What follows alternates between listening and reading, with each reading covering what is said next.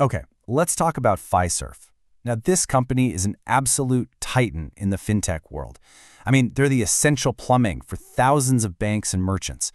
But this isn't going to be a story about steady, boring growth. Nope. This is a story about a shocking, almost unbelievable fall from grace and a super high-stakes attempt at a comeback. And just look at this. This chart really says it all. The stock just plummeted from $126 all the way down to just $67. We are talking about a major fintech leader losing nearly half its value seemingly overnight. So you got to ask, right? What on earth happened here?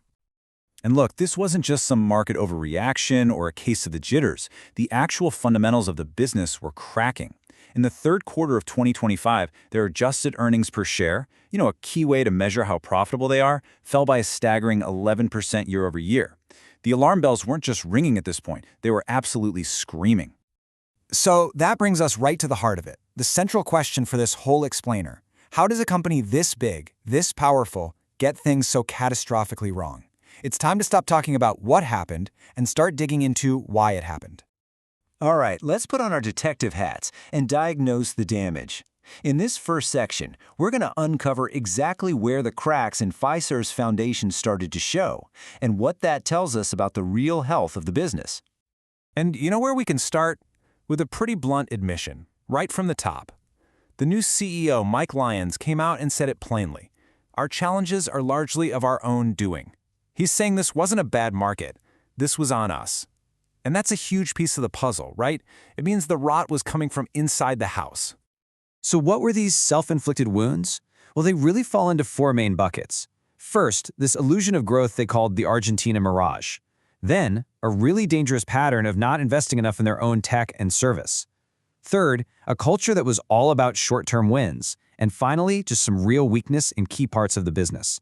Let's break each of those down. Okay, so what in the world is the Argentina mirage? Well, for a while there, Fiserv's growth looked amazing on paper. But here's the catch. A huge chunk of that was coming from Argentina's hyperinflationary economy. Basically, prices were skyrocketing there, which artificially pumped up their revenue numbers. As soon as that unique situation started to cool off, poof, the illusion vanished, and it exposed just how weak the growth was everywhere else. It's a classic lesson for any investor, right? You have to question the quality of the revenue, not just the raw numbers. And this, right here, this is what that cultural decay looks like in black and white. You can see how that short-term thinking really rots things from the inside. I mean, a 2.9 out of 5 on Glassdoor, that is dismal. Especially when you see a key competitor like Jack Henry sitting pretty at a 4.1. And that gap isn't just about happy employees. It points to much deeper problems. Think about it. When 84% of your rival's employees are telling their friends to come work there, you are absolutely losing the war for talent. And talent is the engine that drives everything else. Okay, so we've spent some time diagnosing the illness. Now let's talk about the cure. The company has rolled out this massive strategic reset they're calling the One Fiserv plan. This is their big blueprint for a comeback. And what's the first step in any turnaround worth its salt? New leadership. Fiserv has cleaned house and brought in some absolute heavy hitters. We're talking about new execs from places like Stripe, JP Morgan Payments, and Global Payments. Real industry innovators. This isn't just shuffling the chairs on the Titanic. This is bringing in a whole new team of architects to redesign the ship. So their whole plan rests on 5 key pillars. First, that leadership overhaul we just talked about. Second, simplifying their operations. Third, a huge AI transformation called Project Elevate. Fourth, and this is a big one, reinvesting in all the tech and service they let slide for so long. And finally, just getting a lot smarter about where they put their money. But listen, they're being pretty clear, this is not a quick fix. You have to give them credit for that transparency. So 2025, that's the year they ripped the Band-Aid off. It's going to hurt. Then 2026 is the investment year, which means growth is going to look pretty weak as they pour money back into the business. The real target, the light at the end of the tunnel, is 2027. That's when they hope to finally get back to healthy, sustainable growth. Okay, so the plan sounds pretty good on paper, right?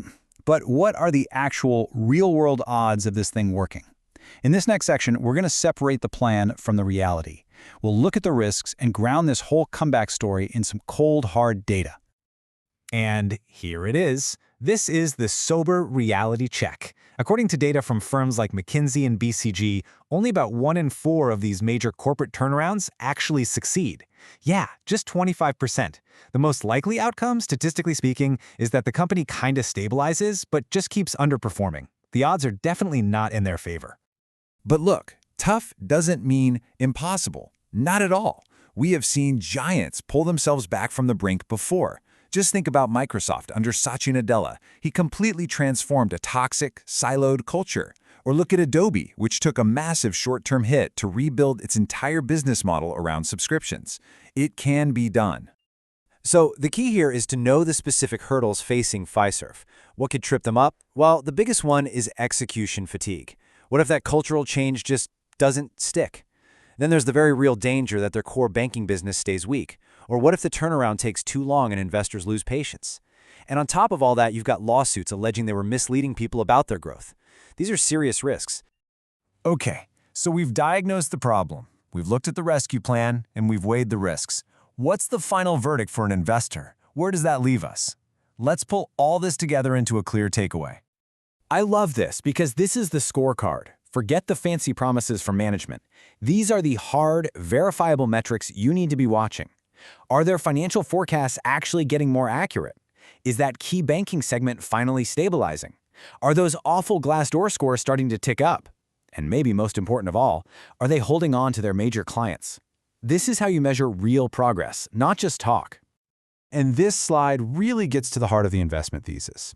Let's be crystal clear. A bet on Fiserv today is not a bet that the economy is going to save them or that the market will lift all boats.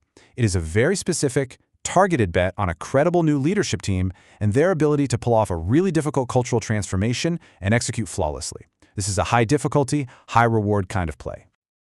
All right, let's wrap this all up. The bottom line, what happened here? Simple. Years of short-term decisions finally caught up with them in a big way.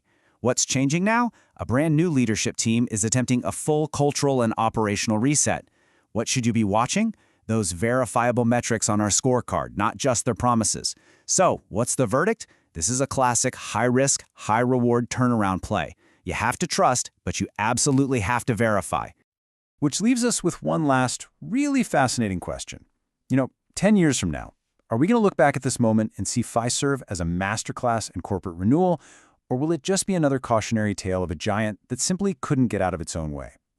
The plan is in place, the new team is there, but as we've seen, the odds are long. The next couple of years are going to be absolutely critical in deciding which story gets written.